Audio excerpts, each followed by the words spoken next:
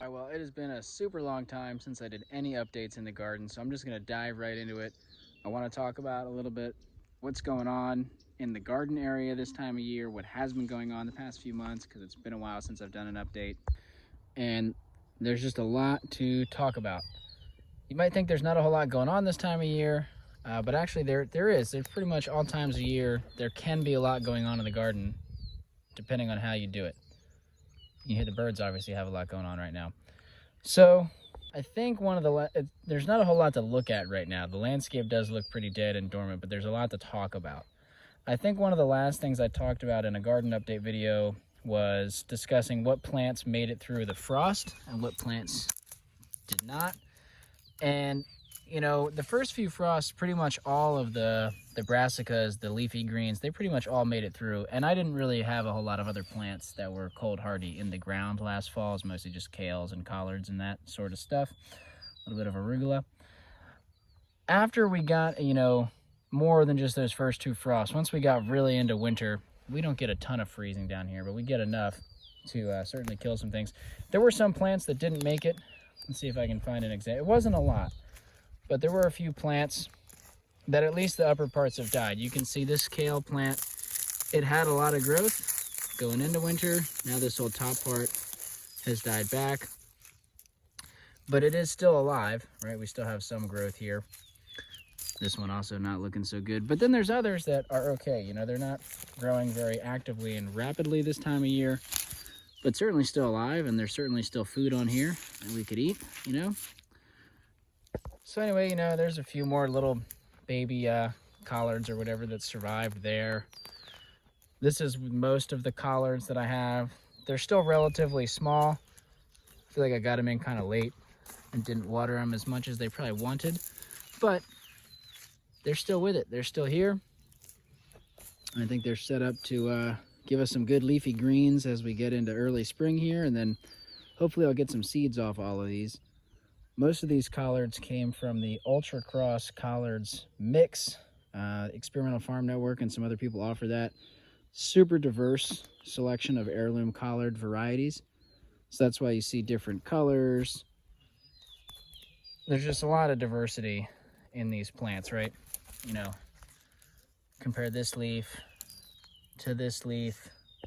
This one has some slight, you know, purple in the striping going on. So does that one there. This one's much lighter green, right? There's a lot of diversity here, so I'm really excited to get some seeds off of these plants and hopefully let this population start adapting to this little microclimate. You know, if you saw some of my other videos, you'll have noticed from those videos, or otherwise you'll notice now, we're missing a tree.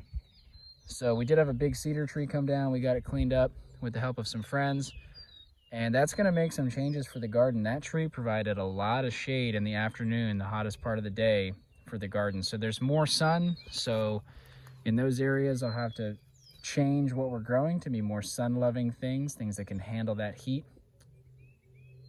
You know, there's pros and cons to that, right? I am sad to lose the tree, but we can take advantage of the increased sun now. My life has been, as per usual, much more chaotic than I would like it to be. I'm potentially moving again, and there's just been a lot going on in the nursery. It's mostly good things, and I'm not complaining about it, but I'm just bringing it up because there's a lot of areas in the garden that are effectively bare ground that I would have ideally liked to have cover cropped earlier in the season or spread down mulch. It hasn't happened yet. You can see this is bare ground. This is where I had used a tarp to kill the grass, and this stuff is all dead. You know, I killed the grass in the summertime with the tarp, and now it's just exposed, which is really not ideal. But like I said, life has just been crazy. So this is what it is right now. And then as soon as we get, like we're in February now, as soon as we get probably into March, I will start putting out some cover crop seed and trying to just get most of these areas have something growing on them. That's really the big thing on my mind right now. I have a few more weeks of wrapping up in the nursery and getting ready for this move. And then I really need to turn my attention towards getting the garden ready for the growing season. It's going to be mostly two things: finishing forming the beds and getting the pathways covered. So right now, there's one of two situations. There's either bare soil like I showed you, or there's grass and weeds and all sorts of stuff. And there's two things that are gonna happen. They're either gonna get turned into beds or turned into pathways. And as you can see, a lot of this space is still pretty untamed, right? And many of you have probably heard me say this before. The pathways, the beds, they're not regularly shaped or sized. They're not uniform. I kind of just come out here with no plan or a very loose plan and let the little ADHD gremlins in my head run wild. And so everything is kind of just all, you know, it's like just whatever I'm feeling in the moment. There's not a whole lot of pattern to it. Perfect example, right? This shape going on right here. I bring that up just to say, you know, I don't have like a master plan for what this space is going to look like this season. My ambition, my one clear goal is I do want to push all of the grass and weeds out. You know, for the most, it doesn't have to be total control, but I do want to have very well defined beds and pathways in here, right? And so some of the beds, like these few that have already had 1 or 2 seasons of stuff growing, and they may have had some weeds too, but there was some productive stuff happening in here. These beds are more established, and there's a lot of shrubs in there. You can see elderberry sticking up right here. I don't know if you can see on the video, but there's hazelnuts and all sorts of little shrubs in these beds as well. Little teeny tiny blueberries right here. So in these beds, you know, anywhere where there's shrubs and where the soil is pretty decent, because I've been working it, that's probably going to be where I play with annuals. You know, tomatoes and corn and squash, things I like to eat. That'll probably be that type of thing. And then the more wild spaces, I'm very likely, almost definitely going to just cover crop first. Now, the thing that's still up in the air for me, and this is going to be a later in spring decision, is how do I deal with stuff where I haven't killed the grass and weeds yet? This area might look grassy and weedy, but I did have a cover crop in this area for most of summer. So there's probably not a whole lot of living rhizomes of the grass. There's some, you can see some grass here and there, but this is significantly easier to work with than something that's like pure turf like this. And so, kind of hard to see. I'll probably be making a video on this soon. There's a lot of elderberry cuttings in here. You know, this bed there's also some willow and some false indigo. You can see all these little sticks sticking up from the ground. And so this is just, you know, kill the weeds. I plopped down some compost, I stuck in some cuttings, and I mulched it with leaves. Probably I'll do cuttings all the way here till the end of the wood. I don't know. Like I said, loose plan. It's all just kind of coming together piece by piece. And part of that is changing things. You know, originally I had these hazelnuts planted right here. You can see they're flowering. Aren't they pretty? Let's see, we have male flowers. Do we have any female flowers? I'm not seeing any female flowers here. They are really small. But this is now right in the middle of my pathway. So I think this hazelnut shrub and several others like it are going to get moved to be inside of an actual bed and not in the pathway, because that is probably ideal. Now, a plant this size, I'm not super excited about moving it, but can definitely be done without killing the plant. It'll be stressful. Really, ideally, I would have already moved them before they started flowering, but definitely want to get them moved before they leaf out. So anyway, there's some transplanting work to do, right? A lot of mulching in the pathways, a little bit of compost spreading in the beds. Those are the main things on my mind right now.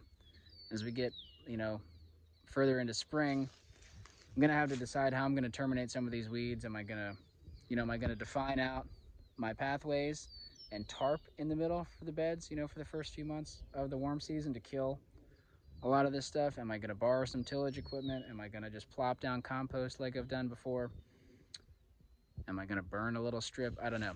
So that'll be a later in spring video, but those are some of the things on my mind in the garden right now. But the hot thing, like I said, is getting the mulch, as much of it spread as possible before it gets hot. I'm really leaning towards bringing in a lot of straw, because there's a lot. I do have a ton of wood chips, but there's a lot of ground to cover, and it would just take a lot of time and muscle work mulching this. It certainly could be mulched with wood chips, but straw would be easier. The flip side is straw can sometimes bring in grass seeds, and it can really promote rodent activity, which are not ideal. But I don't know, it's a compromise I might make. We will see, and I will definitely update y'all when that happens. Something else I want to touch on, you know, we all have heard about how native wildlife, especially insects, their populations are just plummeting. They're really suffering from a lot of stuff, and they are the base of the food system, the food chain. The base of the ecosystems are these insects, right? And the native plants. They're all struggling. And so a few things real quick, the easy things that you can do this time of year that are going to help promote the insects, help promote their populations and their health. One thing is just leaving your stems up throughout the winter and not cutting these back until late spring. So this is technically a weed, right? This is dog fennel. It is a native plant. I let it come up here. It's not, I don't do anything productive with it, but it wasn't bothering me, so it's here. It's seeded around a lot, so I'm probably gonna have a lot of volunteers in the spring, but whatever. Not a problem. I'd kind of rather have this than wiregrass. I'd actually definitely rather have this than wiregrass. Anyway, getting off topic. The stem is up, okay? That stem is gonna be habitat for insects. Here's a good example over here. These stems did snap off, right? That's okay. They're still laying on the ground. I'm not breaking them up and composting them because I don't want to damage any insects that might be living in here. But if you don't like the look, the messy look of your stems up, you can cut them and still support insects if you cut them high. So if you are going to remove stems from any of your dead plants over winter, cut them high, leave some stubble, like a foot or so is really ideal, but even a few inches is better than nothing. Don't be ripping your plants out by the roots if you can help it, and leave as much of this as you can throughout the winter. Once we get into spring and everything is leafing out, then it's okay to cut that stuff, compost it, mulch it, lay it on the ground, whatever you're going to do with it. Another really easy thing to do is have logs rotting in your garden, just like there would be in the forest. All these, this log's been sitting here for a while, so the bark is mostly gone, but underneath the bark is going to be a home for a lot of insects. They're going to start living inside of the cracks and crevices. They're going to live, you see all this wiregrass, I didn't really use this part of the garden much last year. They're going to live underneath. I see there's some roly-polies and stuff right in here. Underneath of this log is going to be like a nice little humid, moist hot spot, microclimate of humidity and moisture. Salamanders even are really going to like that area. It's not just the insects. You can see some more log bits here, right? This cedar tree came down, and I just made, I had a friend with a chipper, which was huge, for getting rid of all the small limbs, but the larger stuff, they make nice outlines for the beds, I think they look really cool. They help delineate pathway from bed, and they're going to slowly decompose and be habitat for insects, food for fungi, all sorts of stuff. You can see I propped some logs up here along the fence. You can do that any time of year. The logs, leaving the stems up in winter is a winter thing, but these are both things that are fun and easy to do this time of year when there's not a whole lot actively growing. You can be designing your space, adding in habitat, supporting diversity, biodiversity, native plants, native insects, even in the downtime of the year.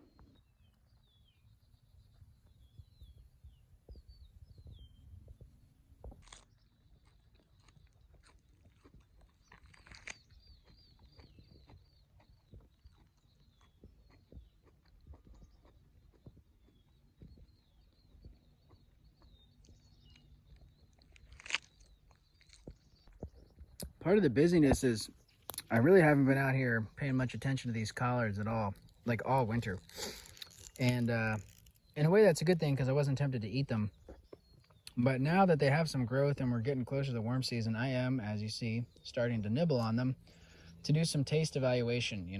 How do they taste raw? How do they taste cooked? If there are really good ones, or if there are ones that I really don't like, or really interesting traits, it's just all good to note for the seed saving process. Another thing I'm gonna have to consider is that I have a lot of strawberries like this that ran into my pathways. And I don't know, they were like so happy and healthy in the pathway, which is hilarious. With all the mulch that was down in the pathway. Do I just leave them as a living cover in the pathway where they're probably gonna get stomped on a lot? This one's in the bed, so it's fine, but there's a bunch in the pathways here. Or do I dig them up and transplant them to a bed, Probably, again, that's work that would have been ideal in the fall. They could have had all winter to rest. But I think it could still be pulled off in the spring. It might set them back a little bit. But something else I'm thinking about. So there's lots of design considerations in the wintertime, right? This is our time to plan and think. change the space, you know, get ready for the growing season. The sky is really pretty right now. It's a beautiful day out in the 50s. The winged elm are starting to bloom. The red maples are getting ready to bloom. Spring is on its way. Golden hour. I gotta say that light green one was much better for raw eating. Well, yeah, I think I like that light green one better for raw consumption. Here is another example of leaving my stems up, right? I had all these weeds come up. For me, these are actually exciting plants, exciting weeds. This is mostly dog fennel, and a lot of people around here hate that stuff because it's so common. It really comes up in abandoned places very, very readily. But, you know, it does support certain native insects, and it is known as an insect repellent. So it does repel certain insects, right? Now, I don't know specifically what its effect is on ticks and mosquitoes, but there are some insects we do want to repel, right? We want to promote the natives, but some insects we definitely don't want an overabundance of. So now I'll come through in the spring with the scythe or with a machete or something and chop all this down, and it'll then decompose, or I might move it over into one of these wooded areas to decompose, whatever. Just another example. Here's a bunch of evening primrose that came up in this little I don't know what I want to call this area. I was trying to make a little wildflower patch, but I kind of let it go, and a lot of grass moved in, a lot of non-native grasses. But there's some evening primrose in here. We'll see how this space evolves. But just another example of the stems are up. Eventually I'll cut them down. Another big advantage with leaving the stems up is these have dropped a lot of seed out. So there's hopefully, you hear that? There's still seeds in here. I don't know if you can hear the seeds hitting the ground, but so there should be a lot of seed in this little area, which will be good for the next generation of evening primrose. I think a lot of these I think they are perennial, so some of these, if not all of them, will probably also come back from the roots.